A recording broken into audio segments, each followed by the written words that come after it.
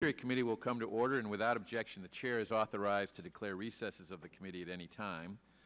We welcome everyone to this morning's hearing on the oversight of the Federal Bureau of Investigations, and I will begin by recognizing myself for an opening statement. Welcome, Director Comey, to your second appearance before the House Judiciary Committee since your confirmation as the 7th Director of the Federal Bureau of Investigation. We are happy to have you here with us today. I once again commend your distinguished service to our nation, and I'm confident you will continue to serve honorably at the helm of the FBI. Today, the FBI continues to face the effects of one of the worst national security leaks in our nation's history by Edward Snowden 2 years ago. Over the past year, the House Judiciary Committee spearheaded passage of the USA Freedom Act, a bipartisan law that ended a controversial national security program and provided expanded oversight and transparency of America's intelligence gathering. The USA Freedom Act ensures that federal law appropriately respects civil liberties while providing the necessary tools to preserve our collection capabilities and thereby meet our national security responsibilities. I want to again thank Director Comey and the men and women of the FBI for working closely with members of this committee to ensure passage and enactment of the USA Freedom Act.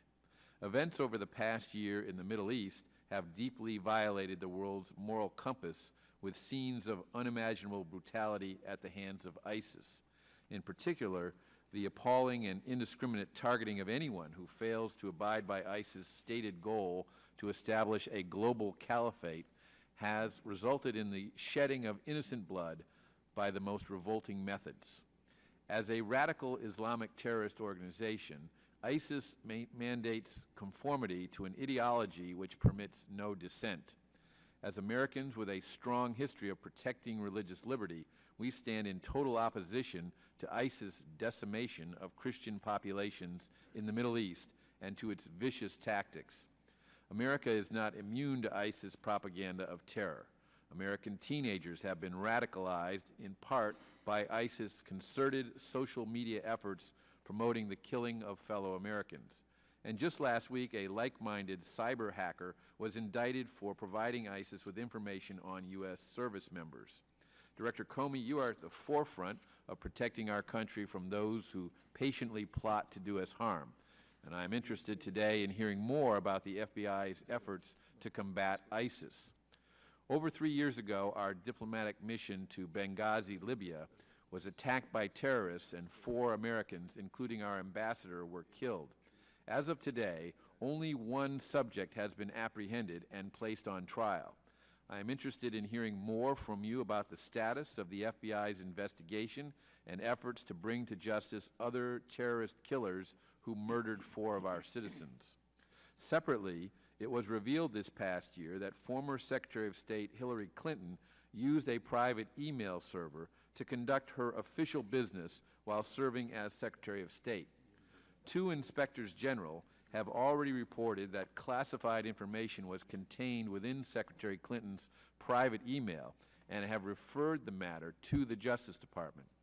While the apparent lack of transparency related to the use of a private server to conduct the nation's diplomatic business is troubling, it also raises significant questions concerning the security of national secrets and the potential insight that such a home-brew setup may afford a foreign intelligence service into the day-to-day digital record of a top-level government official. On the technology front, the issue known as going dark has been at the top of the FBI's concerns in recent years. Encryption technology is exciting and can effectively secure private communications when privacy is needed or desired.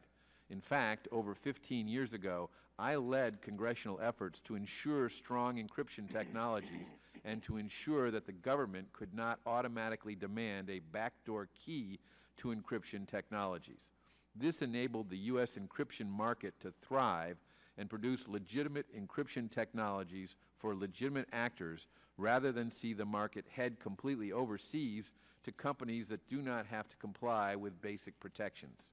However, it is true that this technology can also be used by those who wish to do us harm. Adoption of new communications technologies by those intending to harm the American people is outpacing law enforcement's technological capability to access those communications in legitimate criminal and terrorist investigations. In light of the administration's recent announcement that it is not currently seeking a legislative solution to its going dark challenges, I am interested to hear your perspective on whether the administration's newly announced approach to work in an ad hoc fashion with communications providers is an adequate solution.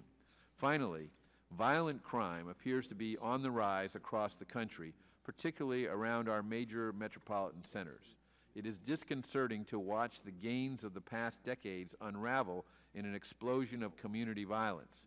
We have also witnessed several incidents in the past year that unfortunately have led to increased community tension with law enforcement.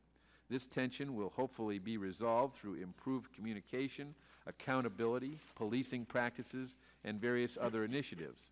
I hope to hear the FBI's perspectives on the reasons for the increase in crime and how to ensure that law enforcement officers and the citizens they serve can coexist in a safe and respectful environment.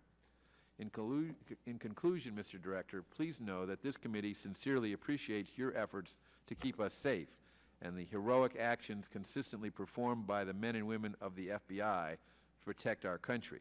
I look forward to hearing your answers on all of these important topics today, as well as on our other issues of significance to the FBI and our nation. At this time,